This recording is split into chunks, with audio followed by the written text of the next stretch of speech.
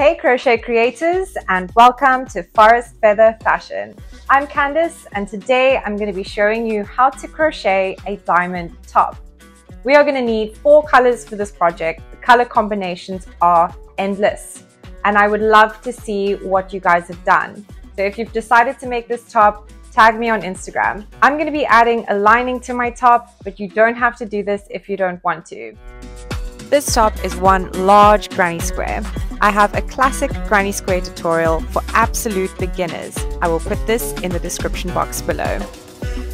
Please do like and subscribe to stay tuned for more crochet creations. And now, onto the tutorial. You are going to need 4 different colors of yarn, a crochet hook, a pair of scissors, and a cup of tea. With the color that you've decided to use as yarn A, we're going to make a slip knot on our crochet hook. Now we will be chaining 4. This entire pattern consists of double crochets. This is double crochet in US terms, but treble crochet in UK terms.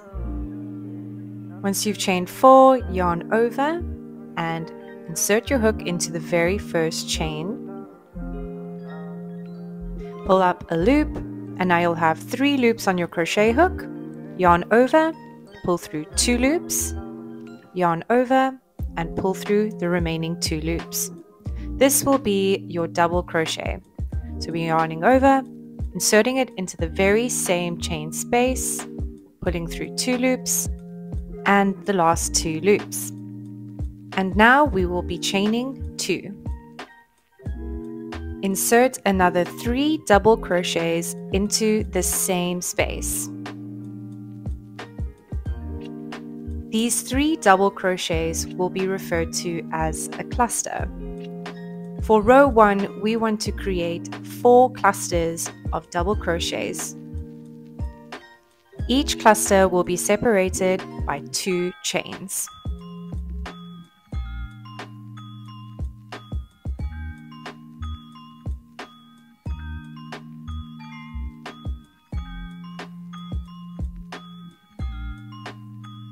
Once you've completed your last cluster, chain 2, and now to tie off, we will insert our crochet hook into the 3rd stitch of the chain.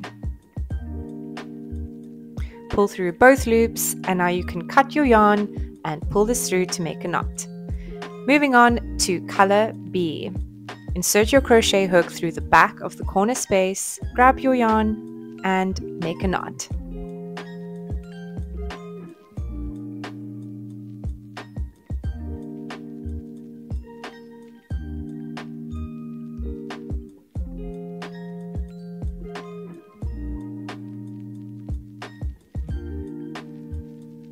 Insert your crochet hook, pull up a loop, and now we're going to chain 3.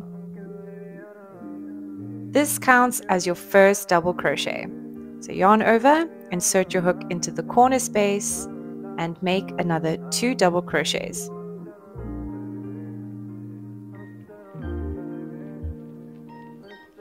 Chain 2, and place another 3 double crochets in the same corner space.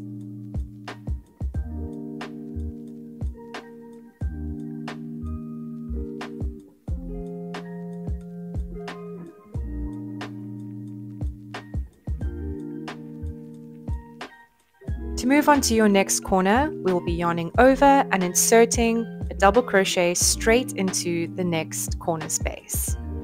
This will be 3 double crochets, chain 2, 3 double crochets, and then moving on to the next corner space.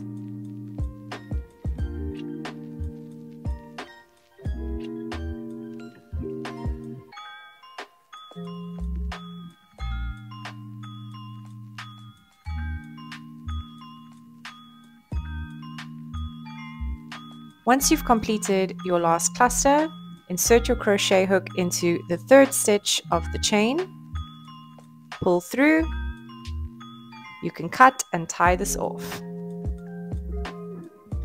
Onto yarn C. Make a knot in the corner space, chain 3, This will count as your first double crochet of the cluster. Then you will make 2 double crochets, chain 2 and another 3 double crochets in every corner space. In row 3, you will have 1 additional space on each side of the granny square to work a cluster into.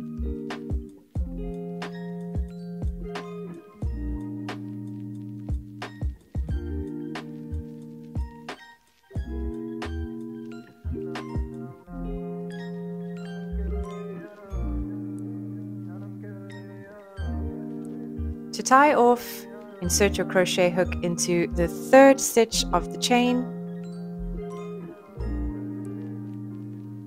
yarn over and pull through.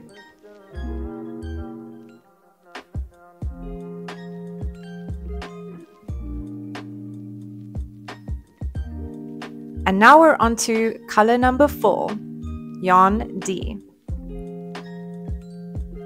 For row 4, you will continue this pattern. 2 double crochet clusters in every corner space separated by 2 chains, and a double crochet cluster in every space around the side of the square.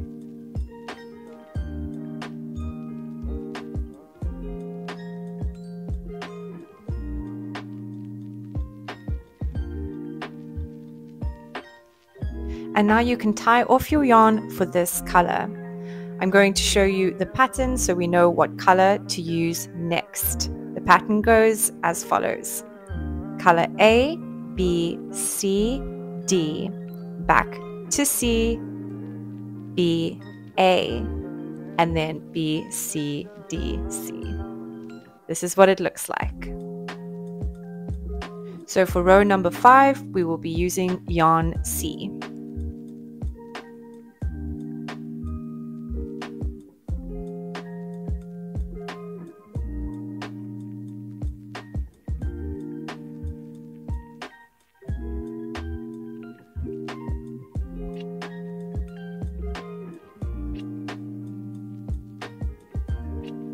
And yarn B for row number 6.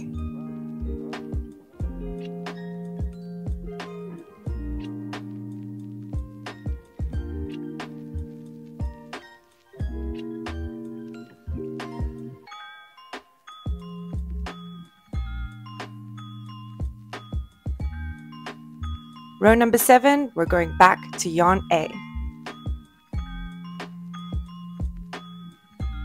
Continue this pattern until your project looks something like this.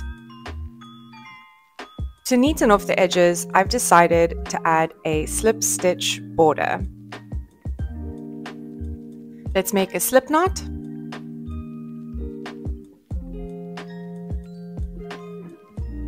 At the corner you would like at the top, insert your crochet hook, grab the yarn and pull through the loop. This will count as your first slip stitch. Insert your hook into the next stitch, grab the yarn and pull through both loops. Make slip stitches along the entire edge and I will meet you when you get back to where you started.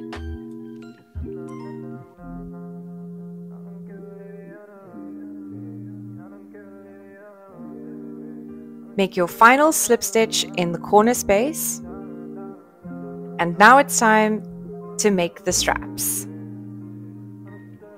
Chain 150 or as long as you would like the straps to be. They'll just have to be long enough to crisscross on your upper back and to be able to tie a bow at the bottom. I like to make my straps a little bit thicker. This feels better on the neck area. So what I do is make slip stitches all the way down the entire chain. On the front of your chain, you will notice these small little V's. If you turn this over, you'll notice a little knob. This is where I insert my slip stitches. Your strap will end up looking a lot neater and it's easier to find every single chain stitch. And this is what the thicker strap looks like. Once you've completed your first strap, you can make a slip stitch in that corner space. And now it's time to move straight on to the next strap. let's chain 150. Once you've completed the strap and gone back down with slip stitches, you will be making a last slip stitch in that corner space. You can cut your yarn. Please do use a sharp scissors. Pull this through your loop and pull tight to make a knot. With your beginning tail and your end tail, I like to make a double knot with these and then weave them in through the sides of the project.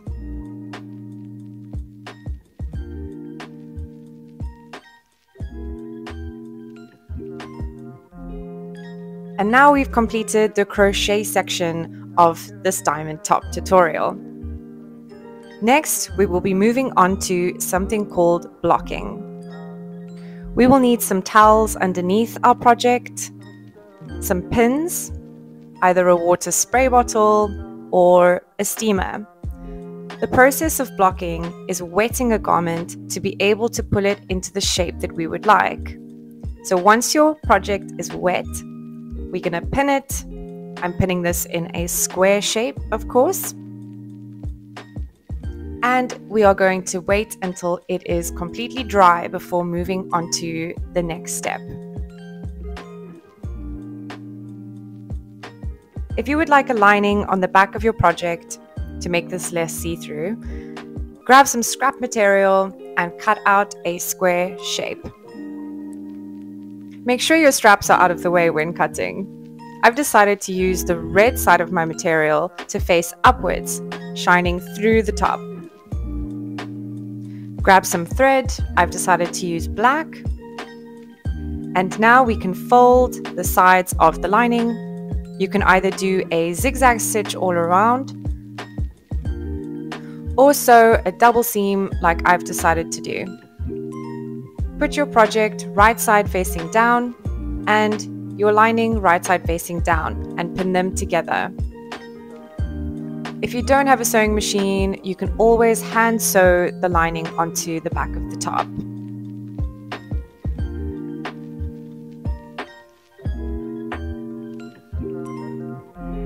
And this is what the completed diamond top looks like from the front with a red lining shining through.